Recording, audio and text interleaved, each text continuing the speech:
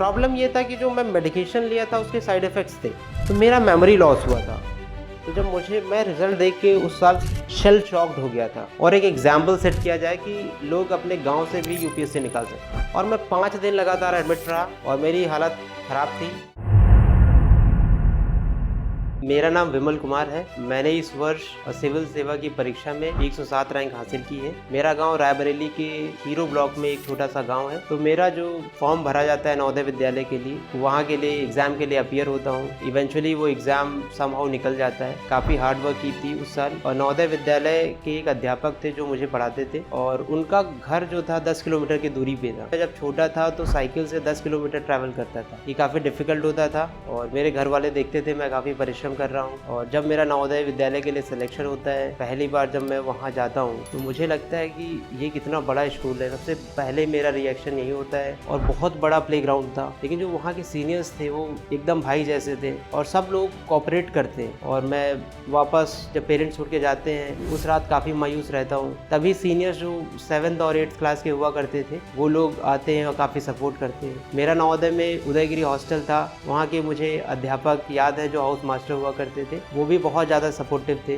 वो as a father figure थे मेरे लिए, और वो मैथमेटिक्स पढ़ाते थे स्कूल में। तो मैं उनको अपना रोल मॉडल मानता हूँ मैथमेटिक्स के लिए। जो इनिशियल लर्निंग थी उन्हीं से स्टार्ट होती है मैथमेटिक्स की, और फिर धीरे धीरे मैं स्कूल में एडजस्ट करता हूँ। एकेडमिकली मैं थोड़ा बेटर कर रहा था। 6th क्लास में मुझे याद है मेरा 3rd रैंक आया था ओवरऑल क्लास में। तो ये काफ़ी बड़ी मुझे अचीवमेंट जैसा लगता था, क्योंकि मैं जिस परिदृश्य से उठ के आया था वो काफ़ी मेरे लिए डिफ़िकल्ट था कि डिस्ट्रिक्ट लेवल स्कूल में मेरी एक रैंक आई है। फिर मैं ठान लेता हूँ कि कहीं ना कहीं जो नवोदय का प्लेटफॉर्म मिला है मुझे यूटिलाइज़ करना पड़ेगा, और मैं 7th और 8th क्लास में स्कूल में टॉप करता हूँ। और फिर वो जो मेरा कॉन्फिडेंस था वहाँ से बढ़ता है। फिर धीरे धीरे 9th में समहाउ मेरा इंटरेस्ट अकेडमिक से हट के दूसरी चीज़ों में जाने लगता है। जैसे कि मैं करंट अफेयर्स पढ़ा करता था, लाइब्रेरी में जाके न्यूज़पेपर पढ़ना। एंड इसकी वजह से जब 10th क्लास में मैं पहुंचा, तो दक्षिणा फाउंडेशन IIT JEE का एक एंट्रेंस कराता था, और मैं वो एंट्रेंस देता हूं। 10th के बोर्ड हो जाते हैं। उस टाइम मुझे टाइफाइड हुआ रहता है, और टाइफाइड जैसे क्योर होता है, मैं जहां पर ये दक्षिणा का सेंटर था इलाहाबाद, जो ऑलमोस्ट 200 किलोमीटर दूर था। और मुझे याद है जो हमारी PT मैडम हुआ करती थी वो हमें लेके जाती हैं वहाँ। वो काफ़ी दूर था, हम काफ़ी बच्चे एक ही छोटी सी कार थी उसी में जाते हैं, तो काफ़ी हेक्टिक भी था। लेकिन जब हम इलाहाबाद जवाहर नवोदय विद्यालय पहुंचते हैं, वहाँ एंट्रेंस देते हैं, उसके बाद अपने घर आता हूँ। फिर मैं सोचता हूँ कि पता नहीं पेपर कैसा गया होगा। लेकिन जब ये गर्मी की छुट्टियाँ चल ही रही थी कि उसका दक्षिणा का रिजल्ट आता है, और फॉर्चुनेटली उस साल मेरे स्कूल से 3 लोगों का चयन होता है, और वो 2 जो लोगों का चयन होता है वो मेरे खास दोस्त थे। हम तीनों जो है जवाहर नवोदय विद्यालय कोट्टयम सेंटर के लिए रवाना किए जाते हैं। हम तीनों एक साथ अपना सामान वगैरह पैक करके केमिस्ट्री सर के साथ हम जाते हैं। आज मुझे याद है कि मैं पहली बार इतना लंबा ट्रेन का सफ़र उसी टाइम किया था। वो 10th क्लास था, और काफ़ी अच्छा सफ़र रहा, क्योंकि जब हम नॉर्थ से साउथ जा रहे थे तो एक ट्रांजिशन था। रास्ते में अलग अलग टाइप के फूड आ रहे थे। मैं पहली बार, मुझे याद है उस टाइम मैं इडली खाया था। ये स्लाइटली डिफरेंट था। जब वहाँ केरला पहुँचा तो वहाँ पता चला कि रंगीन चावल भी मिलते हैं। वहाँ जो चावल थे लाल हुआ करते थे। उतना पसंद नहीं आया इनिशियली। जब वो लोकली नवोदय में एंट्री किया तो वहाँ देखा कि हमारे नवोदय से वो काफ़ी डिफरेंट था। वहाँ पर डिसिप्लिन काफ़ी ज़्यादा था। वहाँ का हिली टेरेन था, क्योंकि जवाहर नवोदय विद्यालय कोट्टयम जो था वो पहाड़ी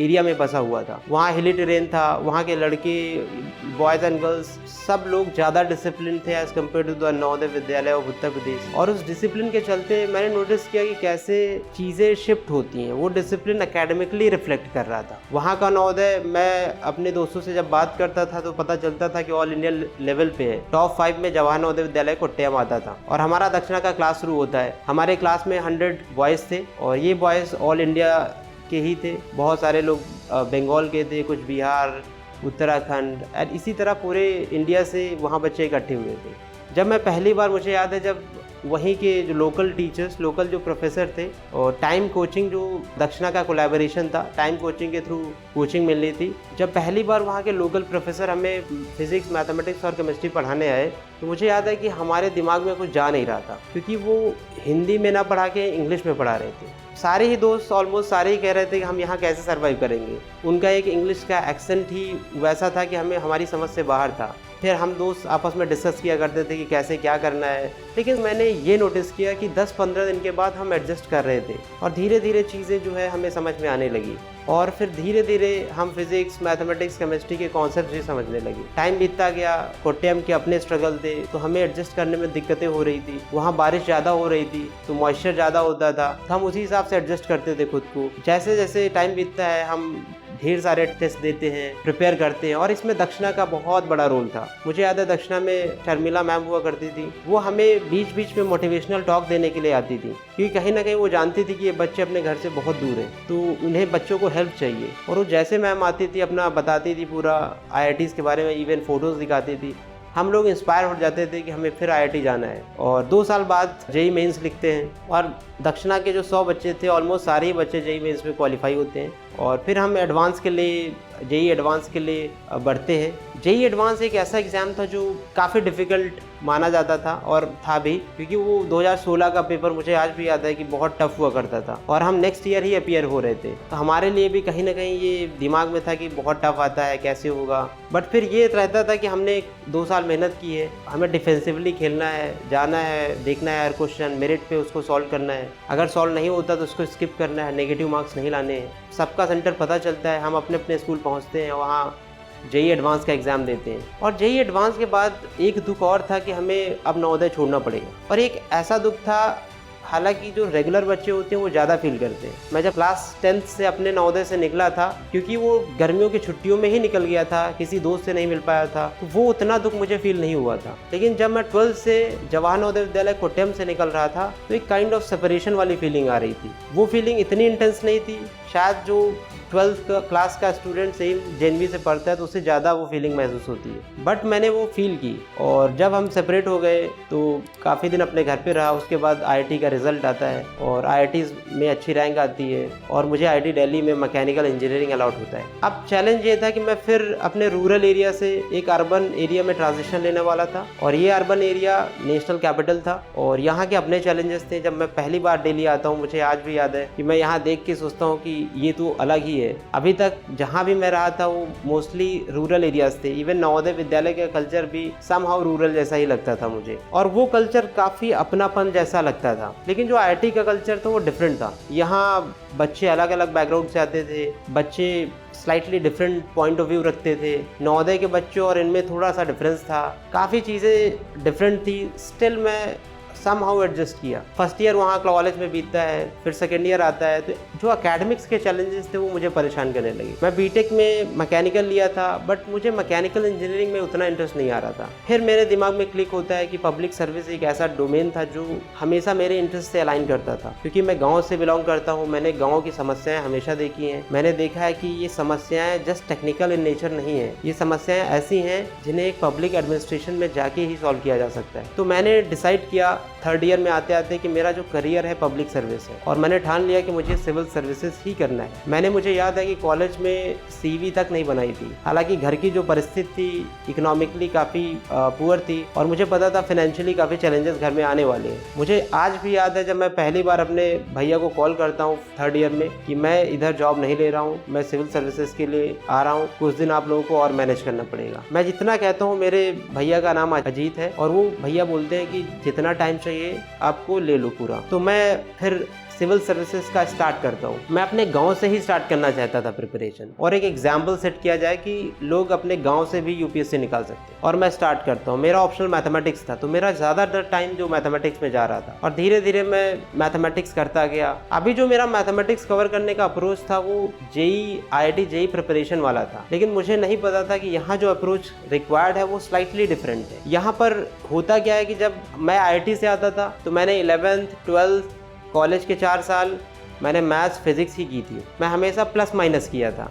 अभी हमें यहाँ आंसर्स लिखने थे। चैलेंज ये था कि जो मेरा एप्टीट्यूड था वो टेक्निकल था, और जो डेवलप करना था वो लिखने वाला एटीट्यूड था, जो कि अपने आप में एक बहुत बड़ा चैलेंज होने वाला था। मैं एक टेस्ट सीरीज लगवाता हूँ, मैं स्टार्ट करता हूँ, तो धीरे धीरे टेस्ट मैंने लगाए, उनका सॉल्यूशन पढ़ा, उनका एक्सप्लेनेशन सुना, तो धीरे धीरे वो चीज़ें दिमाग में क्लिक होने लगी। और धीरे धीरे फिर आता है प्रीलिम्स का फेज़। मैं प्रीलिम्स स्टार्ट करता हूँ। प्रीलिम्स का मैंने सुना था कि किसी एक बड़ी कोचिंग के टेस्ट सीरीज ले लो और मैगजीन पढ़ लो, प्रीलिम्स निकल जाता है। तो मैंने भी वही किया। मैंने एक बड़ी कोचिंग का टेस्ट सीरीज मार्केट से मिल गया और उसे लिया, और उनका जो मैगजीन्स था वो लिया और पूरा पढ़ डाला। लेकिन जब मैं एग्जामिनेशन हॉल में पहुंचता हूं तो वहां देखता हूं कि एक भी क्वेश्चन मैगजीन से आया ही नहीं था। और जो मेरा एटीट्यूड था कि इस क्वेश्चन का ये आंसर है, सारे आंसर्स में टिक करता गया। मैं कभी सोचा ही नहीं था कि जो मैं टिक कर रहा था वो काफ़ी क्वेश्चन गलत होने वाले थे। मुझे याद है कि यूपीएससी में एक लक्ष्मीकांत बुक है, वो काफ़ी रेलेवेंट है, उसको मैंने काफ़ी बार पढ़ा है। और उससे जो क्वेश्चन आए थे एज सच 2021 प्रीलिम्स में ईजी थे, कंसेप्चुअल थे, लेकिन मैं उन क्वेश्चंस को भी गलत कर रहा था क्योंकि मेरा पहला प्रीलिम्स था। घर आके मैं जब चेक करता हूँ तो पता चलता है कि 40 क्वेश्चन मैंने गलत किए। अब यहाँ जो मेरा लाइफ का सबसे बड़ा सेटबैक था, इवन सबसे पहला सेटबैक था, वो यही था 2021 प्रीलिम्स एग्जामिनेशन। और अभी तक मैंने लाइफ में फेलियर्स देखे ही नहीं थे, तो मैं सोचता था कि मैं जानता ही नहीं था फेलियर होते क्या हैं। जब ये प्रीलिम्स में फेल करता हूँ तब मुझे रियलाइज़ होता है कि एक नवोदय में वो बच्चा कैसा सोचता होगा जो क्लास में सबसे बॉटम में आता था। मुझे तब रियलाइज़ होता है कि कैसे थोड़ा सा एम्बैरेसमेंट भी फील होती है। लेकिन मैं उस फेल्योर से ये नहीं था कि मैं उसको लेके बैठ जाऊँ या रोऊँ। मुझे पता था कमियाँ हैं और मैं उन्हीं कमियों पर काम करने के लिए फिर से खड़ा होता हूँ। तो कहीं ना कहीं जो दिमाग खुलने का प्रोसेस था वो 2021 प्रीलिम्स और 2022 प्रीलिम्स के बीच में होता है। और मैं जाता हूँ 2022 के प्रीलिम्स में, मैं क्वेश्चन पेपर देखता हूँ, वहाँ पर क्वेश्चन पेपर में थोड़ा सा पैटर्न चेंज था। इस बार पेयर वाइज वाले क्वेश्चन आ चुके थे। जो लोग यूपीएससी करते हैं वो समझते होंगे कि पेयर वाइज वाले क्वेश्चन क्या थे। और एक नया पैटर्न था, 10 क्वेश्चन ऐसे थे जो इस पैटर्न पे थे। लेकिन मैं वहाँ घबराता नहीं हूँ, मैं उनको हैंडल करता हूँ, धीरे धीरे क्वेश्चन करता हूँ। लास्ट ईयर मैंने 91 अटेम्प्ट किए थे, इस बार मैं क्वेश्चन अटेम्प्ट थोड़ा डाउन कर देता हूँ, 87 ही करता हूँ। और फिर सीसैट होता है। सीसैट क्योंकि मेरा टेक्निकल बैकग्राउंड था तो मेरे लिए उतना डिफिकल्ट नहीं लगता था, तो इस बार 100 मार्क्स के अराउंड बन रहे थे। अब श्योर था कि प्रीलिम्स निकल गया है। जो ये प्रीलिम्स निकलने का सेटिस्फैक्शन था ये बहुत बड़ा था। फिर मैं प्रीलिम्स का जो सेलिब्रेशन था थोड़ा बहुत किया मन में, उसके बाद फिर मेंस में लग जाता हूँ। प्रॉब्लम यहाँ थी कि मेरा जो ऑप्शनल था मैथमेटिक्स था वो काफ़ी डिफिकल्ट था और क्वेश्चन भी साल बाई साल डिफिकल्ट होते जा रहे थे। हायर मैथमेटिक्स में इश्यू ये होता है कि आप जो है जो क्वेश्चन पहले घर में कर चुके हैं वही क्वेश्चन एग्जामिनेशन में कर सकते हैं। यहाँ पर ऐसा नहीं होता कि आप कुछ क्वेश्चन एग्जामिनेशन में ही बना लोगे। तो मेरे साथ प्रॉब्लम ये था कि मेरा जो एटीट्यूड अभी तक था, मैं सोचता था मुझे थियरी आती है, मैं कोई भी क्वेश्चन कर सकता हूँ। लेकिन जब मेंस में देता हूँ, यूपीएससी मेंस में शुरुआत में एसए का पेपर होता है, फिर GS1 GS2 एक दिन में होता है, फिर GS3 GS4 एक दिन में होता है। तो लगातार 3 दिन ये पेपर होते हैं। उसके बाद एक वीक का ब्रेक होता है। अगले वीकेंड पे सैटरडे को लैंग्वेजेस का पेपर होता है जो कि 2 लैंग्वेज होती है, एक हिंदी और एक इंग्लिश। एंड अगले दिन जो है ऑप्शनल का पेपर होता है जो कि जिसका भी जो ऑप्शनल हो उस हिसाब से पेपर होता है। तो मेरा जो जीएस का था तो मैं सेटिस्फाइड था कि मैं काफ़ी अच्छा कर रहा हूँ, क्योंकि जो ओवर कॉन्फिडेंस था वो मेरे अंदर था। क्योंकि मैं आईटी से था, मुझे जब मैं प्रिपरेशन स्टार्ट किया था तो मुझे लगता था मैं 1-2 अटेम्प्ट में निकाल दूंगा। इस साल का कोई मतलब ही नहीं निकला, मैथमेटिक्स से गड़बड़ हो गया। अभी मुझे पता ही नहीं कि पीवाईक्यू से क्वेश्चन आते, मैं पीवाईक्यू 1 भी नहीं किया था। फिर पेपर 2 में समहाउ देता हूँ, उसमें भी वही सीन रहता है। घर जाता हूँ, मैं अपने दोस्तों से बात करता हूँ कि मैथमेटिक्स बहुत टफ ऑप्शनल है, हमने क्यों ले लिया। और अभी तक जो हम मैथमेटिक्स का मैं तैयारी कर रहा था वो किसी काम का ही नहीं था, एग्जामिनेशन पॉइंट ऑफ व्यू से कोई काम का नहीं था। तो 1-2 दिन मैं वही है कि सदमे में रहता हूँ। फिर सोचता हूँ चलो समहाउ 200 के आस 210-220 नंबर आ जाएंगे, मेन शायद हो जाए, जीएस में अच्छा कर जाऊँ। रिजल्ट का वेट करता हूँ और रिजल्ट दिसंबर में आता था। सितंबर से लेकर जो दिसंबर का फेज़ होता था मोस्ट डिफ़िकल्ट टाइम होता था, क्योंकि जो मेंस के बाद का जो फेज़ होता है रिजल्ट वेट करने तक का, मुझे आज तक का सबसे कठिन समय लगता है। और उस साल मुझे सबसे डिफ़िकल्ट लगा क्योंकि मैं पहला मेंस लिखा था तो एक्सपेक्टेशन ज़्यादा होती हैं। मैंने नोटिस किया था कि जब आप पहली बार प्रीलिम्स क्लियर करते हो तो लगता है कि हम ऑफिसर बन गए हैं, सबको फील होता है। उस ईयर मुझे भी फील हो रहा था। लेकिन जब मैं मैथमेटिक्स का क्वेश्चन करके निकला था तब मुझे रियलाइज़ हो गया था कि नहीं, मेरा शायद इस बार ना हो। लेकिन मन में कहीं ना कहीं आशा थी कि शायद हो जाए। फिर 8 दिसंबर का टाइम था, यूपीएससी रिजल्ट उस साल क्या था कि 25 नवंबर से माहौल बनने लगा था कि रिजल्ट आने वाला है, लेकिन वो रिजल्ट खिंचता गया। मुझे याद है कि 8 दिसंबर को शायद आया था। तो 25 नवंबर से लेके 8 दिसंबर का जो टाइम था, टेलीग्राम चैनल्स में रोज़ माहौल बनता था कि आज यूपीएससी रिजल्ट ड्रॉप कर सकता है। उस टाइम जो मेरी मेंटल स्थिति थी बहुत ज़्यादा पुअर थी। मुझे आज भी याद है, कई बार मैं रोता था कि कब आएगा रिजल्ट। जनरली मैं रोता नहीं था, लेकिन उस टाइम ऐसी हालत हो गई थी कि रोना आ जाता था और बहुत फ्रस्ट्रेशन होती थी। और मैं लगा के 23 का प्रीलिम्स देने जाता हूँ, और 23 का प्रीलिम्स एक ऐसा प्रीलिम्स था जो माना जाता है कि one of the toughest prelims अब तक का सबसे टफेस्ट था। और उसमें पेयर वाइज वाला जो क्वेश्चन का नंबर था वो काफ़ी बढ़ गया था, अभी शायद 40s के आसपास उन नंबर्स क्वेश्चन का नंबर था। और समहाउ मैं करता हूँ, अटेम्प्ट कंप्लीट होता है। जब मैं सीसैट के लिए अपीयर होता हूँ तो पता चलता है सीसैट और भी डिफ़िकल्ट पेपर आ गया। सीसैट समहाउ कर पाता हूँ, लोग पैनिक भी कर रहे थे। मैं ऐसा था कि 2 घंटे अगर मैं दे दूंगा तो सीसैट निकल जाएगा। 2 घंटे देता हूँ, सीसैट निकल जाता है। सीसैट में जितने भी क्वेश्चन होते थे लगा था कि निकल जाएगा। घर आता हूँ, मैच करता हूँ। इस बार लेकिन GS 1 में जो पहला पेपर था उसमें मार्क्स मेरे लगभग 110 के आसपास आ रहे थे, लेकिन लोग बोल रहे थे कि बहुत टफ पेपर आया है। तो फाइनली इसका जो कट ऑफ था फाइनल में 75 नंबर आता है, तो सच में वो डिफ़िकल्ट पेपर था। और हालांकि उस साल मेरा सबसे हाईएस्ट मार्क्स ही आया था, मेरे लिए मेरा हाईएस्ट था। उसके बाद मैंने प्रीलिम्स में कभी पीक किया ही नहीं। 23 के बाद मैं मेंस में लग जाता हूँ, फिर से प्रीलिम्स के बाद मेंस करता हूँ। मेंस में इस बार काफ़ी ज़्यादा मैंने एनर्जी डाली। मैं अपना तबीयत का भी ध्यान नहीं दे रहा था, काफ़ी वीक हो रहा था क्योंकि मैं घर से ही कर रहा था, तो घर वाले ध्यान देते थे, बट फिर भी जब खुद नहीं ध्यान देते तो कितना ही ध्यान देंगे। फिर समहाउ मेंस होता है, मेंस के लिए मैं जाता हूँ, GS कंप्लीट करता हूँ और फिर ऑप्शनल के लिए अपने घर आ जाता हूँ। ऑप्शनल के एक दिन पहले फिर जाता हूँ।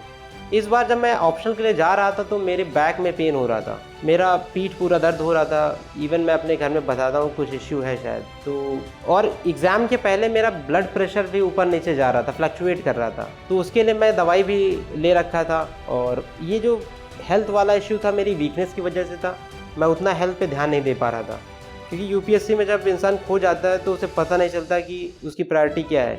उसकी प्रायोरिटी सिर्फ UPSC होती है, और मेरी भी सिर्फ UPSC ही थी। और मैं मेंस के लिए जाता हूँ, ऑप्शनल करता हूँ और लैंग्वेज करता हूँ, फिर ऑप्शनल के लिए अपीयर होता हूँ। जिस दिन मुझे याद है कि ऑप्शनल का पेपर था, मैं गेट पे खड़ा हुआ था और जैसे ही मैं एग्जामिनेशन हॉल में एंट्री करता हूँ मुझे स्नीजिंग स्टार्ट हो जाता है। मैं सोचता हूँ कि किसी ने शायद इन्फेक्शन होगा, वो मुझे आ गया। मैं एग्जामिनेशन हॉल में पेपर करना स्टार्ट करता हूँ, मैथ्स का पेपर 1। मुझे बहुत ज़्यादा स्नीजिंग होता है। मैं रुमाल भी, अनफॉर्चुनेटली रुमाल नहीं था उस दिन। और जब स्नीजिंग होता है तो होता क्या है कि 30-40 सेकंड के लिए ब्रेन एकदम शांत हो जाता है और कुछ समझ नहीं आता कि करूँ क्या। और मैथ्स का पेपर हो, अगर ऐसी स्थिति हो जाए तो फिर गड़बड़ होना ही है। मैं समहाउ पेपर 1 करता हूँ, पेपर 1 गड़बड़ हो जाता है एकदम से। फिर दोपहर का टाइम था, जो ब्रेक होता था 2 घंटे का, उसमें अपने दोस्त को बताता हूँ कि ये प्रॉब्लम आ रही है और मेरा बॉडी बहुत पेन कर रहा था, ऐसा लग रहा था फीवर आएगा। और फिर पेपर 2 भी उसी स्नीजिंग और हल्का फीवर में मैं देता हूँ। शाम को जब मैं अपने घर के लिए जाता हूँ बस से, तो मुझे इतना ज़्यादा फीवर आ गया था कि